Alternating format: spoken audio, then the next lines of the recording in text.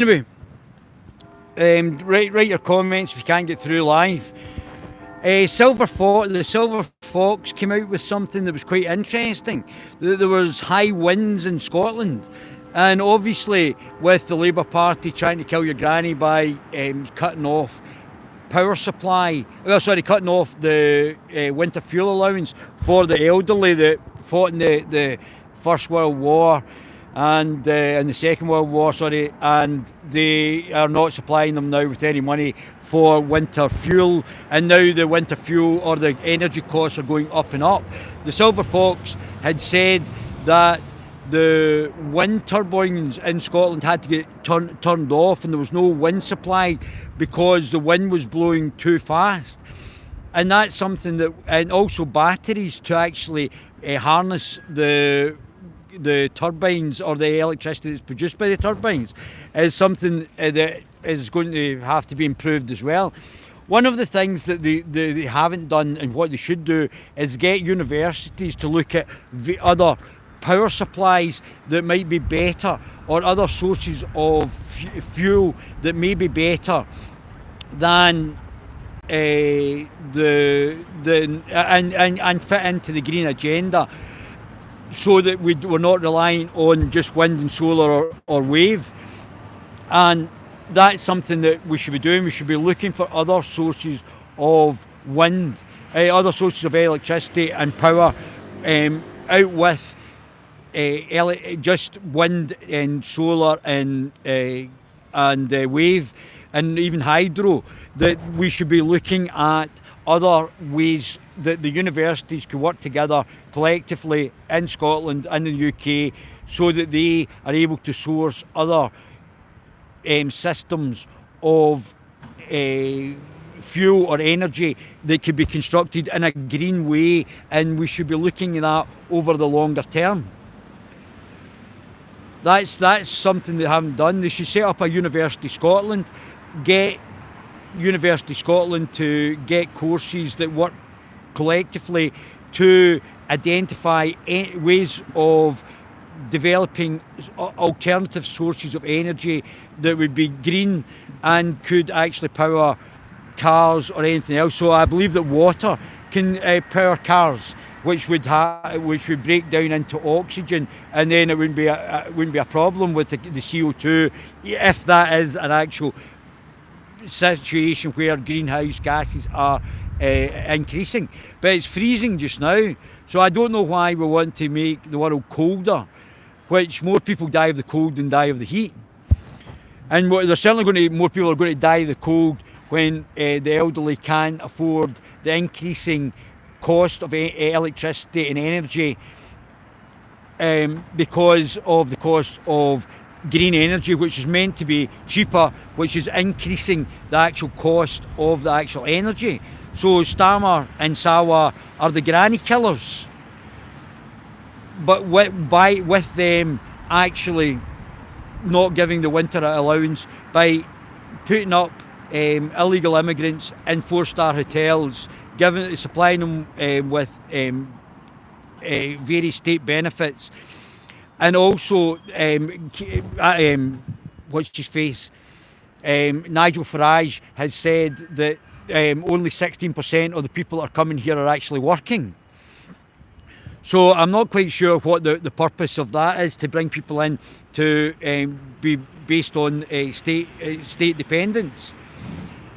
I mean, it's just absolutely bonkers, which is costing the taxpayer more money, and is what probably is the reason for the black hole in the finances in the UK.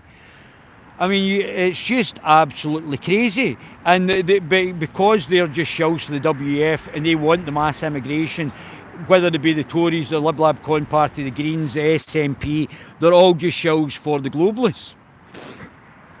And that's the situation. They're on the globalist agenda, they're on the globalist manifesto. They're not actually taking care of the populace here. And this is stymieing growth in the UK, and things are not actually happening in a correct manner.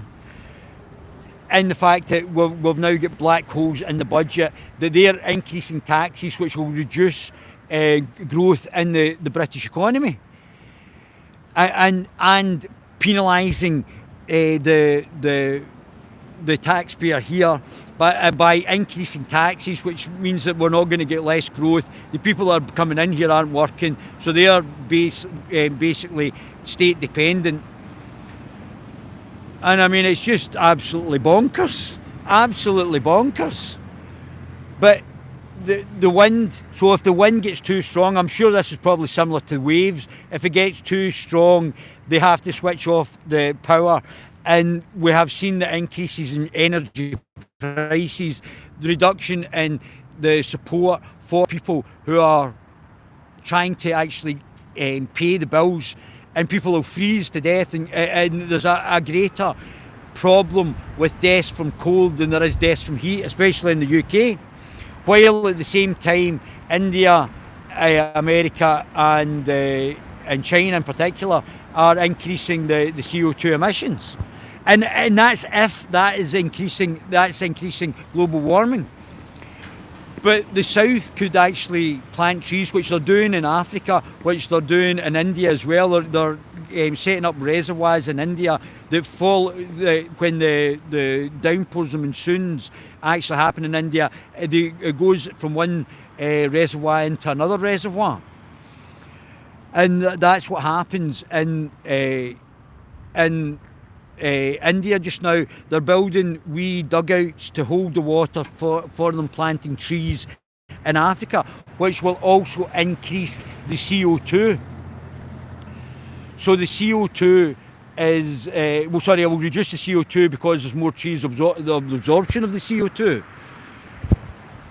which will make the planet colder, which will then require people in the UK to pay increasingly expensive costs for energy, and also have to increase energy requirement because the planet will be colder, because it will reduce temperatures and could actually go into a big freeze. I mean, you couldn't actually write it. Absolutely bonkers politics, while at the same time reducing the fuel allowance and allowing the elderly to freeze to death. I mean, really, honestly, it's absolutely nuts. And not giving out contracts for gas or electricity, gas or oil extraction from the North Sea. So these people the government are not allowing drilling in the North Sea so that they can actually allow extraction, so that there's a reserve energy supply for an alternative to wind and solar and hydro and wave electricity, which has to be stored in batteries. So I mean, there has to be a tapering off, only at the point where there is a replacement or an alternative energy supply for the use of these alternative energy supplies that are already here.